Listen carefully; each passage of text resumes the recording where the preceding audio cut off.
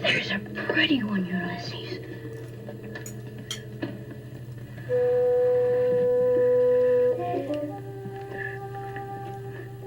There it is. Well, hello BookTube, I'm Sean the Book Maniac. Welcome back to my channel. I am so pleased to bring you the next iteration of my alphabet soup book tag, E. E is for ending. Before I dive into the prompts, a couple announcements. One, I have heard several booktubers who have done these tags apologize for not doing them on a timely basis, and I want to say with scolding adoration, no. There's no timeliness to these tags. You can do them anytime. I have tried to design them so that they will be as relevant or interesting to do 2 years from now or next summer or whatever. So do them whenever you want, okay? If you haven't done the first two, A is for author and N is for novella, you should have a look at those. I'll put a link in the show notes and you can do those anytime too. All right. Second announcement is I was pumping these out too fast. I realized that. I got some good feedback from some BookTube friends. So they'll be coming out at around once a month, which means that they'll be coming out for the next 2 years. And because it was just a bit overwhelming for me and I think for you. And I have made them a little shorter, 2 fewer prompts. All right? So, now that that's all out of the way, let's dive in.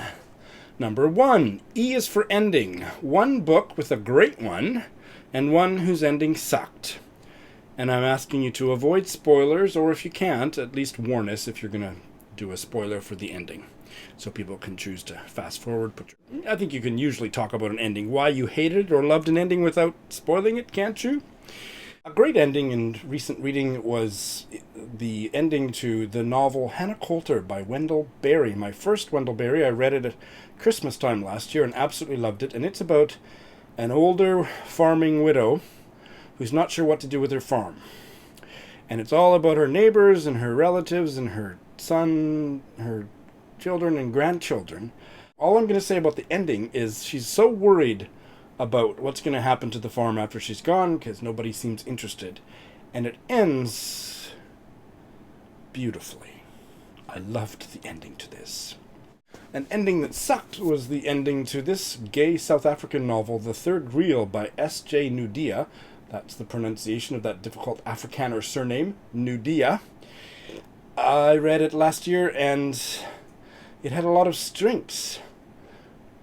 And again, all I will say is that the main character, a gay South African man living in the UK and then in Europe, gets into the most dysfunctional, fucked up relationship with a complete creep. And I kept rooting for him to... I mean, this guy was so creepy. He was a installation artist or something. And he also worked in the pediatric wing of a hospital. So this guy's boyfriend, this nurse/artist, was doing an installation of art. This is not a spoiler. This happens, maybe in the first third of the book. Would shave the skulls of terminally ill babies in his ward and use that hair in his installation.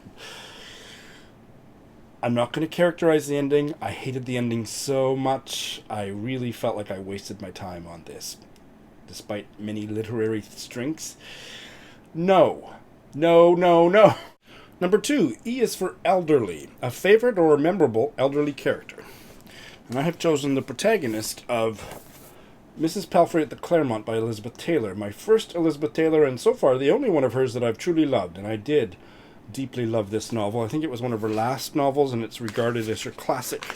First published in 1971, and it's about Mrs. Palfrey, and she's getting up there in years. I think she might be in her mid-70s, late 70s, and she decides to live in a resident hotel where lots of other elderly people live, and it's about all the stuff that ensues and a friendship that she makes with a much younger man in the neighborhood.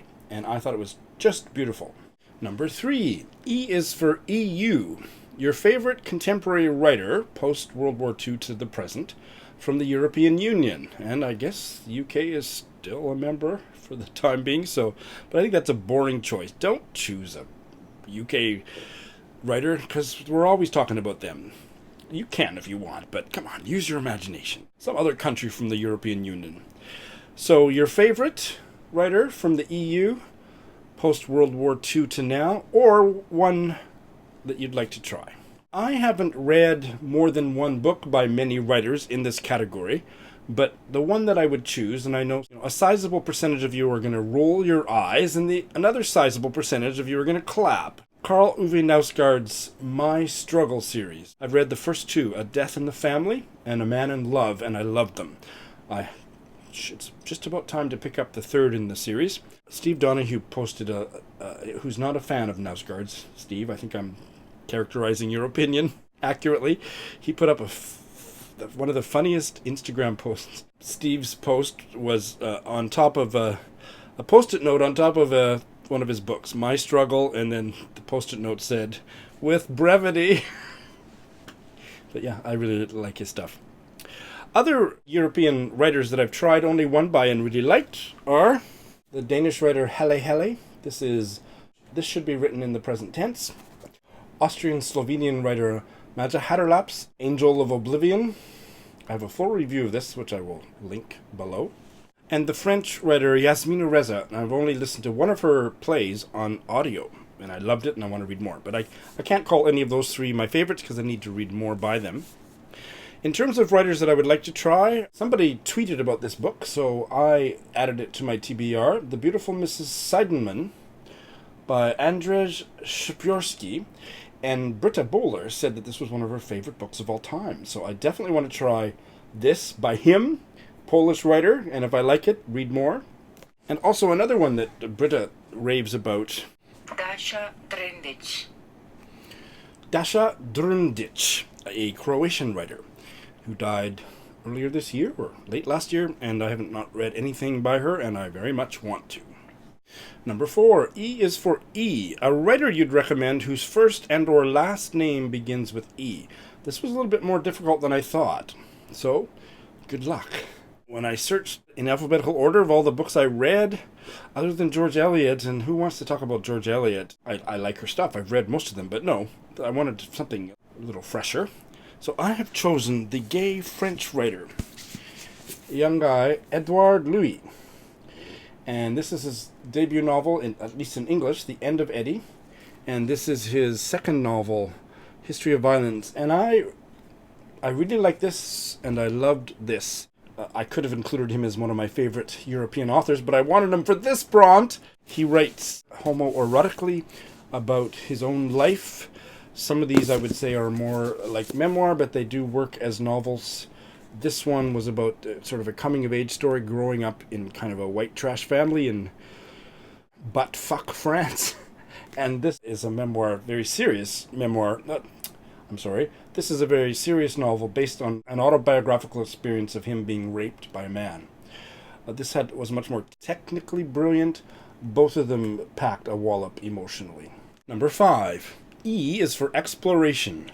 A new to you writer, topic, theme, or genre you'd like to try. Well, those of you that know me and my channel well, I'm not interested in trying any new genre, thank you very much, but in terms of a topic, I have read a fair amount. For a white Canadian guy, I've read a fair amount of Indian fiction, and I have loved almost everything I've read. And I think the next step for me is to read some Indian history to enhance my experience of the fictional texts. I think I'm going to try to fit one such book of Indian history into Nonfiction November, but that would be a topic. In terms of two writers that I would like to try, and probably both of them I'd like to try in the coming year, one is the Irish writer Edna O'Brien. As part of Doris Avaldi Books and my discussion series of videos about the Faber stories, we read her story, Paradise, and I quite liked it. I didn't love it, but I quite liked it. And it was the first thing I'd ever read by her. Her reputation was established by her trilogy of novels, the Country Girls trilogy, and I would like to read them. Start reading them next year. Another British writer that I would like to try, named Pat Barker, leaving out the myth retelling book she had published this year. No, thank you! But her trilogy of novels about World War I known collectively as the Regeneration Trilogy. I definitely want to get to those sometime. Number 6. E is for Et tu, Brute, a book in which betrayal plays a central role. And I went for nonfiction this time, casting my memory back to reading a biography of the gay British playwright Joe Orton called Prick Up Your Ears, the biography of Joe Orton by John Lair. And there's a movie that was made of it, and I think the movie came out in London the summer that I worked there when I was a young, cute gay boy in about 1987 or something. And I read the biography that summer that I was in London too, and it's left a real impression on me. His lover, something Hallowell, murdered him when they were both in their late 30s or early 40s. So that's betrayal. One of my special memories of that summer in London was that I went to a gay bar. I went to many gay bars, but one gay bar I went into one night, in the washroom there was a plaque, like, you know, those historic plaques that said, Joe Orton had sex here. I could have saved money by putting up plaques in the few places that he didn't have sex. But anyway, let's move on, shall we? Number 7. E is for exception. A book that you loved or really liked, in spite of it containing what you almost always consider a fatal flaw. Interesting idea. I've got a few, but the one I'm going to tell you about, because I haven't talked about it on my channel for a while, is this novel from Nigeria, Season of Crimson Blossoms by Abubakar Adam Ibrahim. A fascinating novel about a middle-aged Muslim Nigerian woman. She's widowed and she's about 50, 55, and she has a very steamy love affair with a 26-year-old drug dealer. And she's a very conservative Muslim woman, and it is so well done. But here's the thing, and look at the cover. And the author's really hot, but I won't dwell on that. He's not a good writer. On the sentence-by-sentence level, I thought it was clunky. I actually can't, several years later, I can't remember what my problem was with the writing, but I just thought he needed an editor. He needs to, I don't know if English is his first language or not.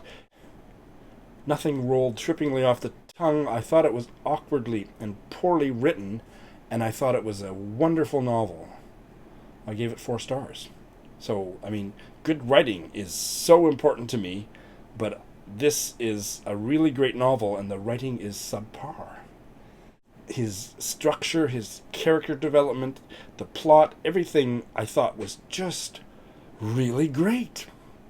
But the prose, meh. So there's an example. Number 8. 8 is for E.